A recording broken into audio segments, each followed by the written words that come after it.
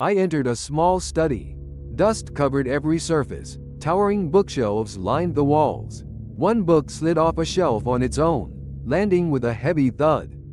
Its pages displayed symbols that shimmered and shifted subtly, whispering, "Never join us." I could feel the house pressing against my mind, testing me. Footsteps echoed above me, slow, deliberate, but when I looked, the hallway stretched impossibly. Doors I had passed before led only to walls.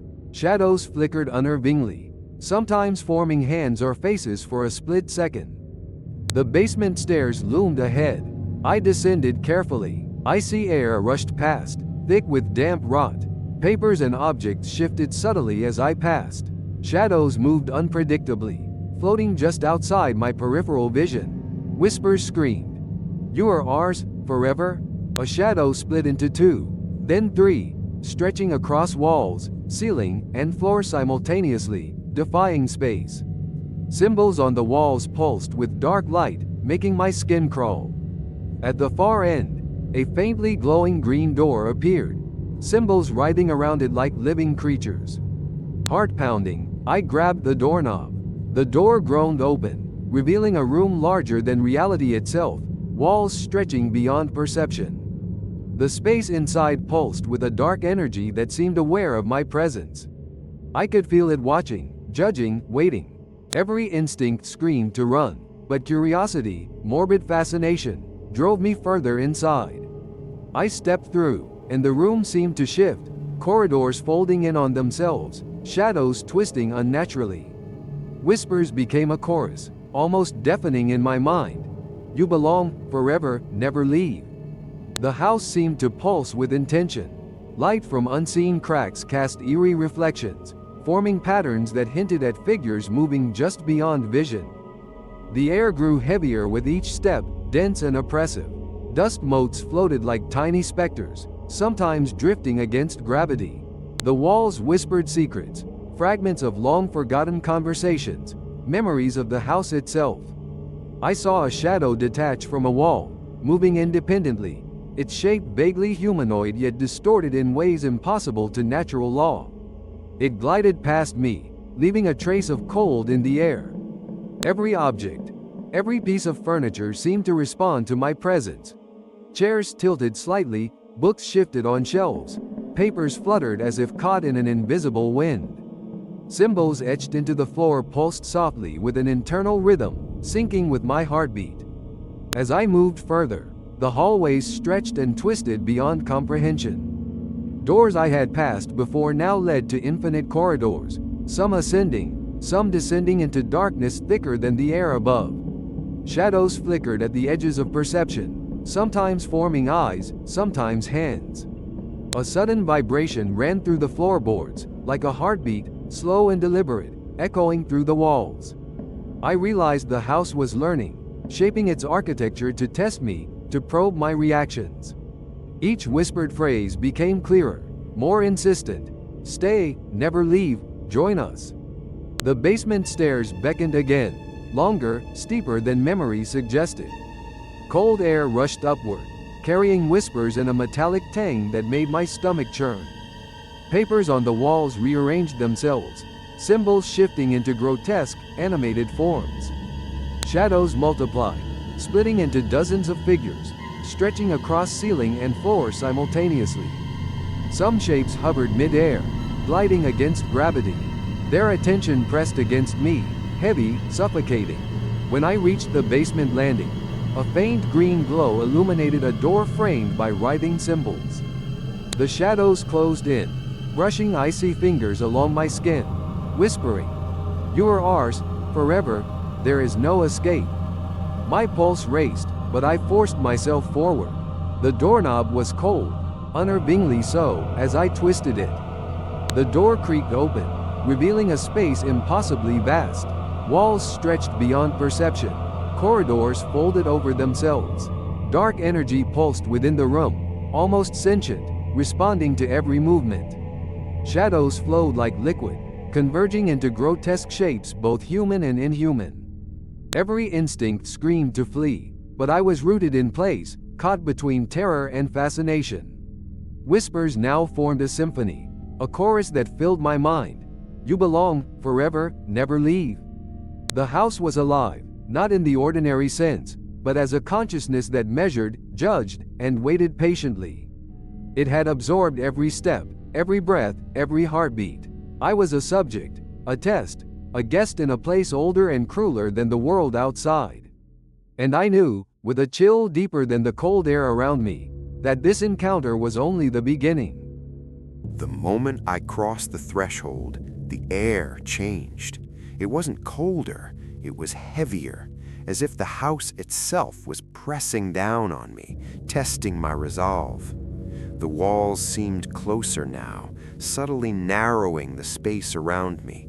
Every sound felt delayed, like the house was deciding when to let it exist.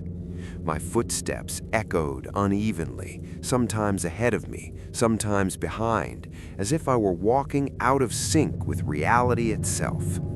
Shadows pooled in corners where light should have reached, thick and unmoving, watching. I moved forward slowly, my breathing shallow. The whispers returned, no longer fragmented.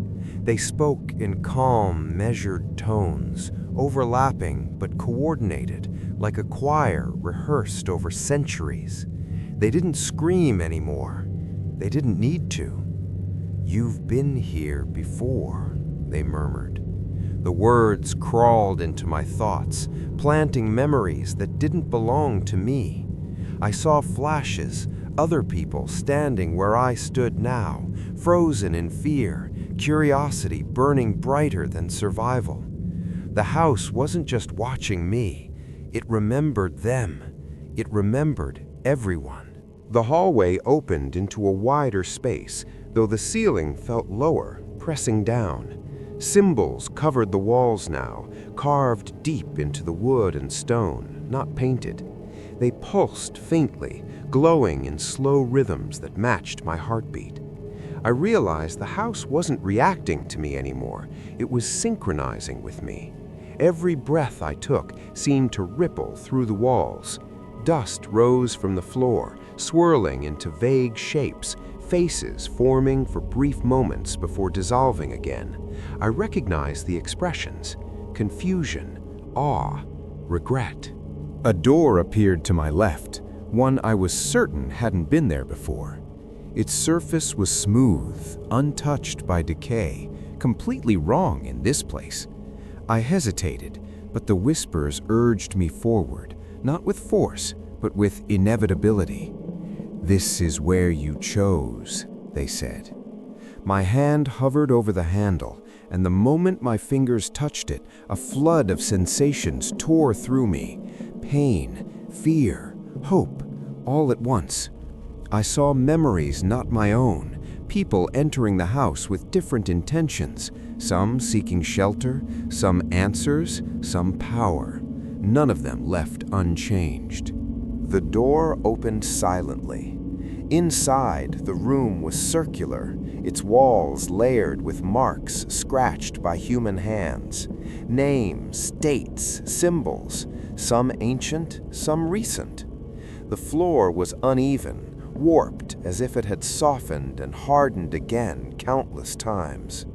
In the center stood a dark shape, not solid, not entirely shadow.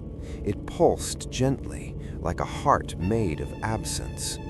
The whispers grew reverent. This was not a creature, it was the house's memory. Everything it had taken, everything it had learned. As I stepped closer, the room reacted. The symbols ignited, light racing along the walls in complex patterns. I felt pressure behind my eyes, thoughts blurring as new memories tried to overwrite my own. I saw myself entering the house years ago, then decades ago, then not at all, standing outside, warning others away, failing every time. Time collapsed in on itself. The house didn't experience time as humans did. To it, every visitor existed simultaneously, layered on top of one another, forever present. The dark shape shifted, stretching upward, forming something almost recognizable, a silhouette that mirrored my posture, my movements, but delayed by a fraction of a second. It wasn't copying me, it was remembering me before I finished existing. Panic surged, but the house responded with calm, tightening the space around me. The whispers softened again. "You don't need to run," they said. "You've already stayed." The walls began to close in, not physically, but perceptually. Distances became meaningless. The exit felt infinitely far away, despite being only steps behind me. I felt myself fading at the edges, thoughts becoming slower, heavier. The house was deciding what to keep. I realized then that escape was never about doors or corridors. It was about whether the house allowed you to remain whole. A sudden vibration rippled through the floor, violent enough to break the rhythm. The dark shape recoiled, its glow faltering. Somewhere above, something shifted, an imbalance, a disruption. The whispers fractured into confusion. The house hesitated. For the first time, it wasn't certain. I seized the moment, stumbling backward, tearing myself away from the room as the symbols dimmed and the pressure eased. I ran, not through hallways, but through collapsing perceptions. Doors appeared and vanished, floors tilted, shadows reached but missed. The house tried to correct itself, reassert control, but something had changed. It remembered too much. And in that moment of overload, I slipped through the cracks it hadn't sealed yet. Behind me, the whispers didn't plead or threaten. They simply promised, "We will remember you."